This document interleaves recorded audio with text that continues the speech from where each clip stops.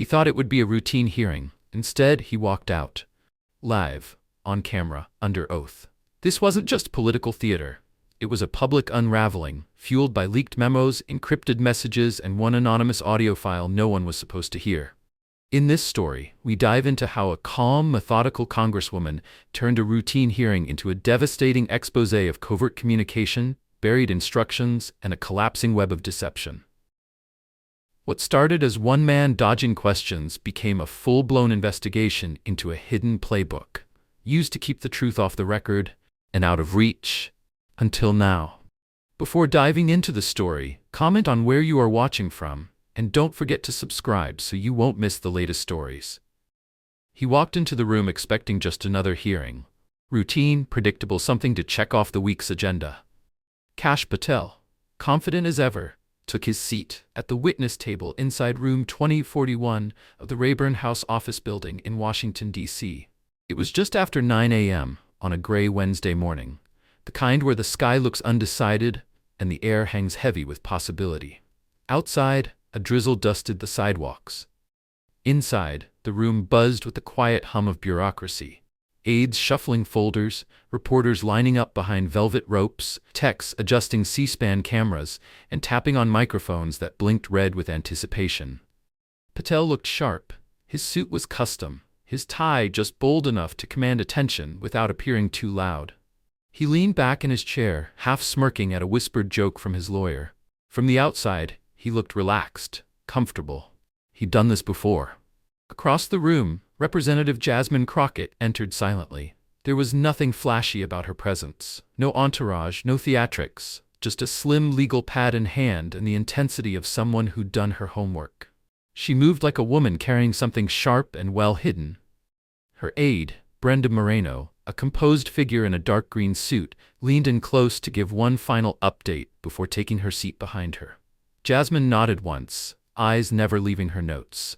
The room began to settle. Committee members filtered in, most with the weary expression of people expecting a slow grind through the day. Chairs creaked. Coffee cups landed softly on wood. Then came that strange kind of silence, the one that precedes something meaningful, like the air pulling back before a thunderclap. Chairman DuPont opened the session with the usual formalities, announcing that Patel was appearing to clarify discrepancies in a prior testimony regarding an intelligence review. Nothing major, no fireworks expected, just another procedural step.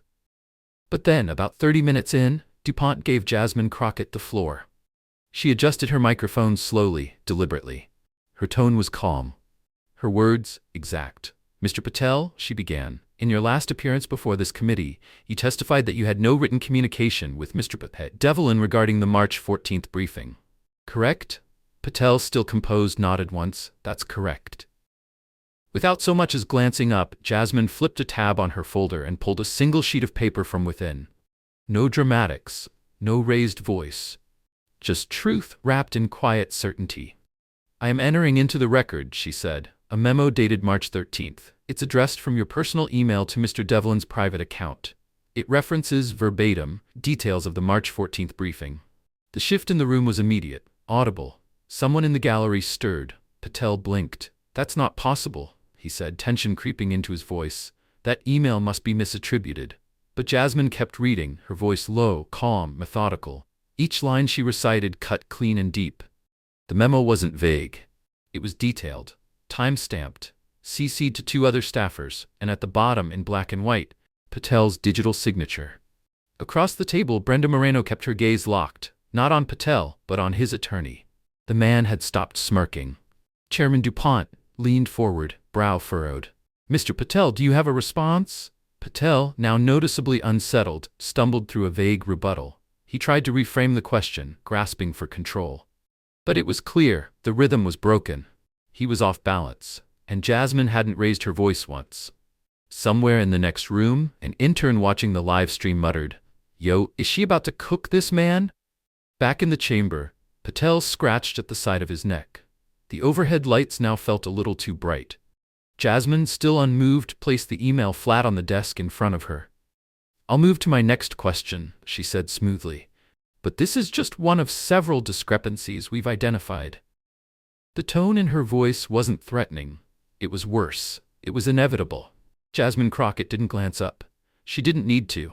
Patel had just denied knowledge of a memo, and now that very document sat in the official record, signed, time-stamped, and copied to others. The air in the hearing room thickened, not with noise, but with implication. Everyone felt it. The slow shifting of momentum, the beginning of something no longer containable. The committee chair gave a neutral nod, inviting her to continue. In your last appearance, Jasmine said evenly, you claimed there were no written communications with Mr. Devlin. She lifted another page without fanfare. This is a follow-up email, dated March 14th, the day of the briefing. Patel adjusted in his seat. He wasn't smiling anymore. The lean-back swagger was gone. Now he was gripping the edge of the table, shoulders stiff, breath slower. His reply came hesitantly. I believe I stated there were no formal communications. That may have been taken. Jasmine didn't let him finish. She raised a new sheet, a printed screenshot, plain and undeniable, a message from Patel's encrypted phone, dated the day after the briefing. The text was blunt. That memo's locked, clean, and off the radar, just like we said. She read it aloud. You could hear someone inhale sharply in the back row. One of the committee members, who'd been casually scrolling his phone earlier, now leaned forward. Patel chuckled nervously. You're seriously bringing screenshots now? Jasmine's eyes didn't flinch. Do you dispute the content? He didn't answer directly. Instead, he gestured vaguely. This is political spectacle. You're turning informal communication into scandal. Those were just private back and forths. Jasmine tilted her head slightly. They were about a federal intelligence briefing, she said, tone still as calm as a surgeon's scalpel. Not a lunch order. Silence, real, pin-drop silence. The room, which just moments before had been a collection of distracted phones and practiced routines, was now electrified. Staffers exchanged glances. Even the reporters behind the velvet rope had stopped typing. This wasn't theater anymore. It was something else. Something live and raw. Chairman DuPont adjusted his glasses. Mr. Patel, he said carefully, you may answer the question or invoke your Fifth Amendment rights. But I remind you, this committee takes perjury very seriously. The word hung in the air like a lit match over dry grass. Patel swallowed hard. There's no perjury, he muttered through clenched teeth. This is a smear job, and frankly, he stopped. It wasn't the chairman who cut him off. It was Jasmine. She didn't interrupt with force. She didn't need to. Her pen tapped the paper lightly as she looked at him. You knew, she said softly, this wasn't going to stay buried. You just didn't think anyone would check. And that was it. The moment everything pivoted. Patel stared at her, not with arrogance but something closer to disbelief. His lawyer, who had been quiet until now, leaned in sharply and whispered something, urgent, low, warning. Patel didn't argue. He sat back, breathing through his nose, visibly recalibrating. But the damage was done. Outside the chamber, 3 journalists watching on monitors exchanged hurried texts with their editors. One of them, already preparing a breaking news blast, typed a headline, Crockett drops memo bombshell, Patel cornered on record. Inside the room, the tension grew thick enough to touch. Still, Jasmine wasn't done. She reached out calmly, took another document from Brenda, and raised it just high enough to catch the committee's eyes. This, she said, is a printout of your encrypted text exchange with Mr. Devlin. It confirms coordination on avoiding exposure. She glanced briefly at Patel before continuing. If this wasn't meant to conceal something, why did you tell him to ensure the committee never sees it? Patel's lawyer sat motionless. Patel's hands trembled, barely, but enough. The chairman opened his mouth perhaps to intervene, but he didn't have to. Jasmine's calm, surgical dismantling was already underway, and everyone in the room, including Patel, knew the momentum had shifted. There would be no recovery. Not today. For a moment, the hearing room felt like it had stopped breathing. Kash Patel sat frozen, surrounded by the wreckage of his unraveling narrative. Every glance, every camera lens, every inch of the room was pointed directly at him. His once confident posture had melted into something defensive. Shoulders hunched, knuckles tight around the edge of the table, jaw clenched like he was holding back more than just words. And then he snapped. I've had enough of this, he said, louder than anyone expected. His voice cracked, not from anger, but from pressure. You've clearly made up your mind, And I'm not going to sit here while you cherry-pick private conversations for the sake of your own narrative. The words hit the room like a dropped gavel. Chairs shifted. Phones came up. His lawyer flinched. Jasmine Crockett didn't react. She didn't even blink. Her hands rested calmly on the folder in front of her, her gaze steady. If she was surprised by Patel's outburst, she didn't show it. He stood, not with the fire of defiance, but with the cold resolve of someone who decided his only option was to retreat. His coat draped loosely over one arm as he turned toward the exit. Behind the desk, Chairman DuPont raised his voice. "Mr. Patel, you are not dismissed. You are under obligation to remain." But Patel kept walking, right out of the hearing. Just like that. The door clicked closed behind him, and for the second time that morning, the room was consumed by silence. Not the kind born from politeness, the kind born from disbelief. No one moved for a beat. Reporters blinked. A young congressional staffer mouthed the word "what" to no one in particular. Cameras caught every second, every stunned face, every moment that Patel broke ranks with the process. It was chaos, perfectly contained in a room trained to suppress it. And then, motion. A sudden flurry of whispers. Reporters fumbled with earpieces. Aides dashed toward side exits. Phones buzzed violently on every desk. Someone from NPR ducked out into the hallway already on the phone with the producer. A local news anchor pulled off her heels and went live from just outside the chamber, one AirPod in, mascara half smeared. And Jasmine didn't move. She simply leaned back, folded her hands, and waited. Because this wasn't the end. This was the beginning. Brenda, cool as ever, reached across the table and slid over a thin folder. No label, no color, just 4 pages. Jasmine opened it slowly. She read for a full minute, eyes unmoving, lips pursed. Her face didn't change, still calm, still composed, but her jaw tightened ever so slightly. Something had shifted behind her eyes, a quiet, focused resolve. Chairman DuPont cleared his throat. "Given Mr. Patel's departure," he said cautiously, "the committee will recess briefly while legal counsel determines how to proceed." He looked unsettled. Everyone did. The cameras didn't cut. They followed the murmurs, the papers shuffling, the sideways glances. Patel's nameplate still sat gleaming on the table. His chair sat empty, facing a room that suddenly didn't need him to keep moving. And in those minutes, the world outside caught up. Social media exploded. The hashtag #PatelStormOut trended first. Then Crockett receipts. Then a new one, walked mid-lie. A split-screen image circulated at lightning speed. Patel walking out, flustered, coat over arm. Jasmine, calm and still, flipping through her folder with clinical precision. Memes followed. Commentary trailed close behind. The narrative had taken off, and Kash Patel no longer controlled it. Meanwhile, in rooms far from the Capitol, people were watching. At a Starbucks in Seattle, 2 students scrolled through the clip. "Yo," one said, eyes wide, "did she just pull out more?" At a gas station in Arizona, a man on his lunch break replayed the moment Patel walked out, again and again, as if rewinding would make it less insane.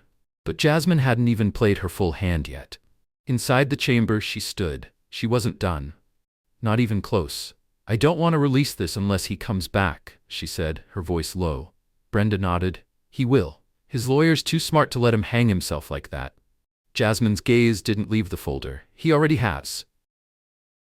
Outside, Patel's legal team scrambled. His attorney paced a side hallway, flanked by 2 frantic assistants. One was on the phone with a back-channel contact. The other tapped madly on a laptop. "Where is he?" the lawyer snapped. "In a car. 2 blocks away. Says he needs a minute." "He doesn't have a minute." But it was already too late. Back inside the hearing room, Jasmine took her seat again. She exhaled once, her fingers tapping lightly against the desk. She wasn't bluffing, and everyone could feel it. The hearing room remained motionless, except for the blinking red lights on the cameras, catching every angle of a chair left cold and empty. Jasmine Crockett sat still. She didn't glance toward the doorway where Kash Patel had vanished just minutes ago. She didn't smirk. She didn't relax. She simply tapped a page on the folder in front of her once, then looked to Chairman DuPont. "I'm prepared to continue," she said. The chairman gave her the floor. And just like that, the hearing resumed, without its witness. Jasmine leaned forward, placed one hand on the folder, and spoke with precision. "We have confirmed the authenticity of a document from Mr. Patel's personal server, dated March 16th. Brenda, standing behind the committee desk, tapped a key. A screen illuminated behind them, revealing the document's subject line. Deconfliction plan, avoid traceable channels. A few murmurs erupted quietly around the room. The phrase hit hard, clinical and deliberate. Not the kind of phrase you write accidentally. This memo, Jasmine continued, outlines a strategy for minimizing exposure to oversight systems. It includes recommendations to use burner phones, encrypted messaging apps, and alternative scheduling protocols that bypass federal calendar systems. The screen behind her scrolled slowly through the contents. Bullet points, keywords, technical instructions, all of it, a quiet war plan against transparency. And all of it signed, K. Patel. Jasmine turned toward Patel's empty chair and addressed it like he was still there.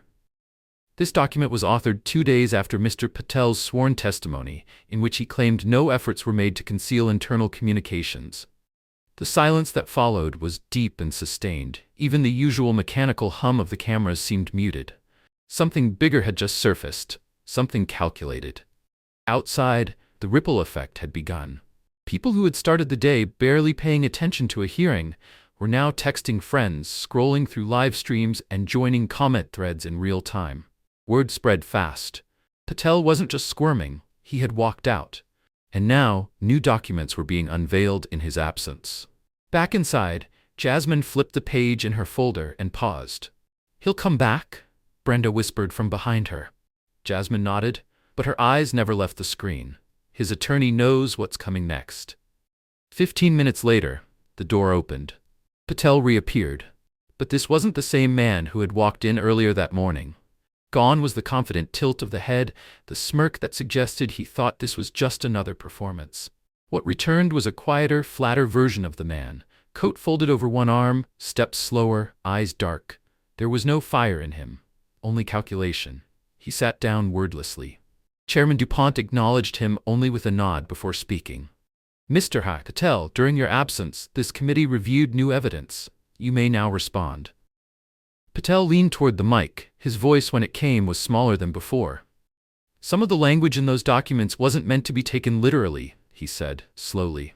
Jasmine folded her hands. "Are you saying it was metaphor?" He hesitated. "No, not exactly. It's just that, sometimes in internal discussions, people speak in shorthand, informally." Jasmine tilted her head. "So burner phones and avoiding FOIA traceability is shorthand?" His eyes flicked to his attorney. "Do I have to answer that?" Chairman DuPont replied before the lawyer could speak. "You are still under oath, Mr. Patel." That was the moment something shifted in Patel's posture. He sat heavier in his chair now. He didn't blink as much. His voice dropped. "I was following a playbook," he said, flatly. "One we all understood. One that worked." The words landed with the gravity of truth, not just a slip, a confession. Jasmine tensed but didn't pounce. She waited, measured. "And who is we, Mr. Patel?" He exhaled slowly. "The policy team.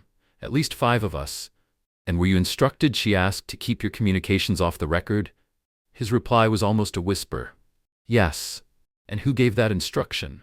A long pause. "I'd rather not say here." Brenda looked at Jasmine. They both knew what that meant. The room did too, but Jasmine didn't push because she wasn't done. She turned a page in her folder and gestured to Brenda. Another document appeared on the screen, a screenshot of a text message. Black background, white text, simple and deadly. "Make sure we don't mention it in email. If she asks, deny it. She won't follow up." Patel stared at it, his jaw twitching. "I didn't write that," he said sharply. Jasmine kept her voice calm. "It came from your phone. It was spoofed, or maybe I don't know. I never sent that." Brenda stepped forward and placed a printout in front of her. "We verified the message metadata. The phone's unique ID matches your login to the secure Congressional server. The timestamp lines up with your portal access." Patel rubbed his face, trying to think, trying to escape. "This is insane," he said. "I swear I didn't." "Then help us understand who did," Jasmine said, not accusing, inviting. Silence. "I want a lawyer," he said, almost under his breath. Chairman DuPont leaned forward. "You already have one. I want another." And that was it. The gavel struck. "This hearing is suspended for legal consultation."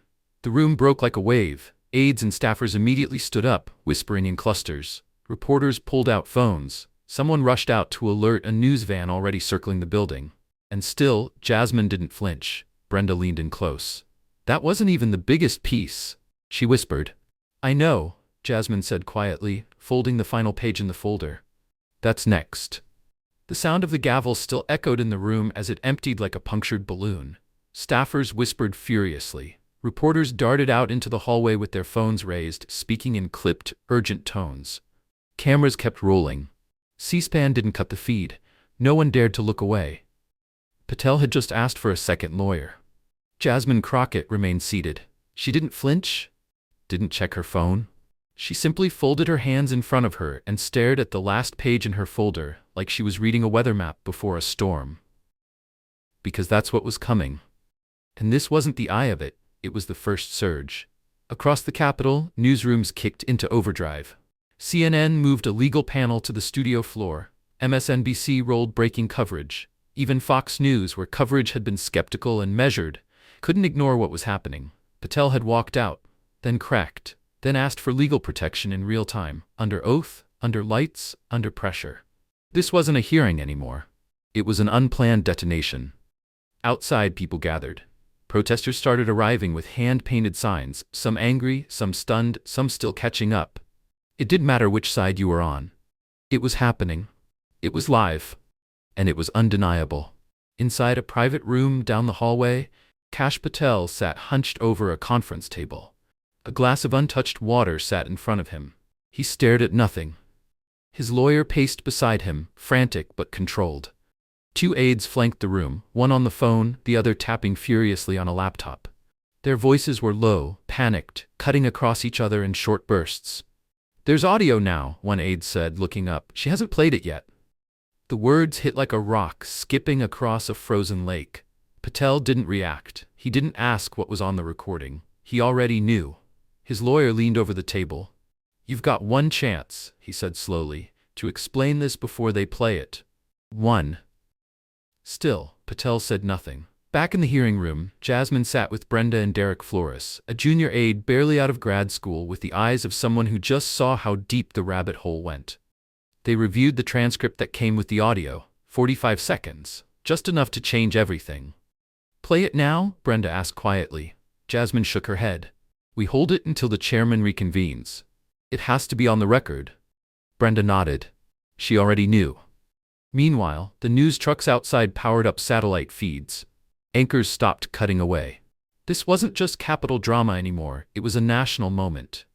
Inside, the hearing room filled again, slowly, like water returning after a flood. Committee members took their seats. Staffers slipped into back rows, eyes glued to screens. Journalists were shoulder to shoulder. Even staffers from unrelated committees were pretending to deliver papers just to witness the next move. Chairman DuPont banged the gavel 3 times. We resume today's hearing, he said, his voice tight, with additional evidence submitted by Representative Crockett. All eyes turned. Jasmine adjusted her mic and looked up, not at Patel, but at the committee. What you're about to hear, she said, was recovered from an internal training session, a Zoom call, hosted by Mr. Patel while he was serving as senior advisor. She turned her head now, slowly, to face Patel. During this session you described internal communication protocols. Is that correct? Patel didn't answer. The chairman prompted again. Mr. Patel? If you say it's from a session, Patel said finally, flat and defeated, I won't deny it. Good, Jasmine said. She nodded to Brenda. The lights dimmed slightly. The room hushed, and then Patel's voice, recorded unguarded, filled the air. Keep comms clean. If you've got anything that could even look like it crosses the line, send it through Signal. Never email. And if anyone asks later, deny knowledge unless you're backed into a corner. The room didn't gasp, it exhaled, like it had been holding its breath for days and finally let go. Brenda clicked again. A second snippet followed. We're not writing this stuff down. That's how people get pulled into hearings. You want cover, use private channels. You want risk? Go formal. Your choice. It was unmistakably Patel's voice. But it wasn't the voice of the man now seated beneath those glaring LED lights. The one in the recording was casual, confident, almost amused. Patel didn't lift his head. He stared at the table in front of him. The lawyer beside him whispered something, low and urgent. He didn't respond. Chairman DuPont leaned forward. Mr. Patel, is that your voice? Yes, he replied quietly. Do you retract any of those statements? Patel shook his head. No. Jasmine leaned in slowly. Then let the record show, she said, that these were not offhand remarks. They were procedural instructions, issued by someone with high-level clearance, someone who knew better. She didn't need to say his name again. Everyone in the room already had. Chairman DuPont reached for his gavel. This hearing will enter an extended review phase, he announced. Testimony and evidence will be submitted to the Oversight Committee and referred to the Department of Justice. He paused. And I advise all parties to retain legal counsel. The gavel struck once. Final. Heavy. Reporters surged toward the exits. Live feeds flickered between studios. Twitter crashed under the weight of trending hashtags. Phones buzzed across the country, but Jasmine stayed seated. Brenda leaned in. We weren't even looking for that clip, she whispered. I know, Jasmine said. It came in anonymously. No, Jasmine replied, eyes still fixed forward. Someone wanted it found. The room was mostly empty now. Just a few aides gathering papers, the hum of cooling electronics, and the slow, deliberate steps of Chairman DuPont retreating through a side exit. The gavel had fallen. The hearing was suspended, but everyone knew the real impact hadn't landed yet. Not until the final piece did. Jasmine Crockett remained at the witness table. She hadn't moved since the recording played. Her expression hadn't shifted. Calm. Controlled. But behind her eyes, something was turning, something precise. Brenda leaned in. Her voice was almost a whisper. We weren't even looking for that clip. Jasmine nodded once, slowly. I know, she said. It came anonymously. Brenda blinked. So, someone sent it? No, Jasmine said quietly, still staring ahead. Someone wanted it found. There was a difference, a big one. Because whoever had sent that recording didn't just stumble across it. They released it at the perfect moment. After Patel broke, after he'd shown weakness, after the walls around him started to buckle. This wasn't just a leak, it was a trigger, and whoever pulled it knew exactly what they were doing. While the media world spun on its axis, while cable news lit up with urgent banners and talking heads, while Patel's name climbed the trending lists alongside words like cover-up, felony, and DOJ referral, something else was happening, quietly. Beneath the noise, it had started 2 weeks earlier. In a quiet basement archive just 4 blocks from the Capitol. Melinda Kash was 28. Soft-spoken, razor-sharp. The kind of staffer who kept her head down, got her work done, and made herself invisible to everyone but the most observant. She was assigned to records retention on the Intelligence Subcommittee, essentially cleaning out bureaucratic closets. Her job? Cross-reference old transcripts, refile duplicates, clean metadata. It wasn't glamorous, but it gave her access.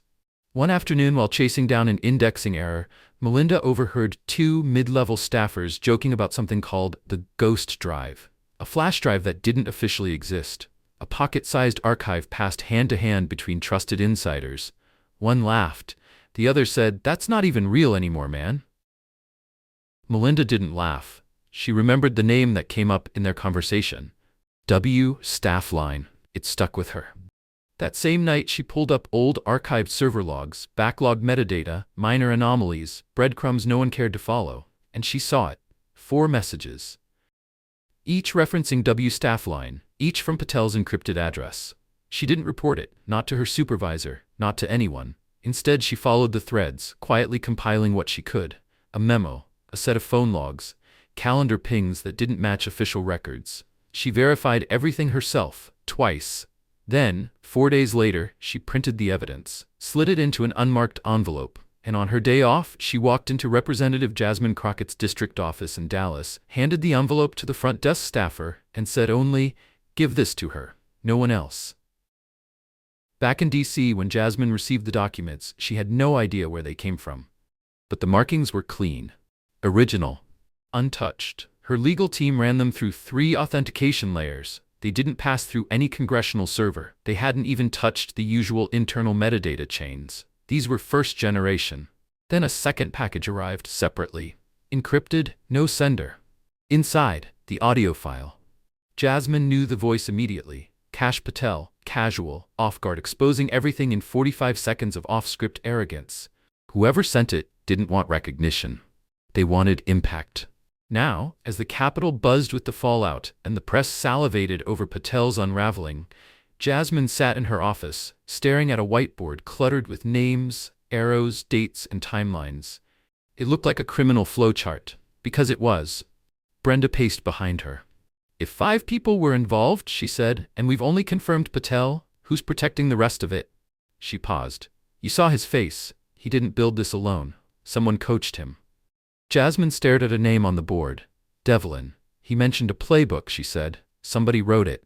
Devlin flips. If he thinks he's the last one holding the bag, Jasmine said, he won't just flip, he'll jump. Across the river in Arlington, Virginia, inside a quiet brick townhouse, Rob Devlin sat alone at a kitchen table. Mid-40s, veteran staffer, reputation as a fixer, the kind of man who could put out a fire before it became a headline. On the table in front of him, a burner phone. It buzzed once. Unknown number. One word, tomorrow. Devlin didn't move, just stared. He didn't need to ask what it meant. The machine was moving, and it wasn't slowing down. The next morning before sunrise, Jasmine received another envelope. Plain. No return address. Inside, a single sheet of paper. In bold print, check your server logs from March 17th. You missed something. Brenda read over her shoulder. They're still feeding us, or baiting us. Jasmine didn't blink. Because someone thought Patel would take the fall for all of it, she said. And when he didn't go down quietly, they panicked. That evening, Jasmine didn't take the direct route home. She drove aimlessly, through quiet streets in Bethesda, passing diners, old bookstores, people who hadn't watched the hearing, people who had, the kind of drive that clears the fog. And as the city slipped by outside her windshield, she began to understand the scale of what she'd stepped into. This wasn't just about a rogue advisor or a buried memo. This was a machine, refined, protected, designed to dodge sunlight, a quiet architecture of denial built brick by brick over years, and someone had finally looked too closely. Now the cracks were showing. The Patel hearing didn't just end with headlines or a criminal referral. It left something behind, something sticky, a taste in the air that didn't fade after the cameras shut off, not because of the documents, not even because of the audio, but because of the silence that comes right after the truth finally slips through, and no one can unhear it. If this story made you pause even for just a second, drop a comment on what you think and subscribe to the channel to follow for more. Thank you for watching.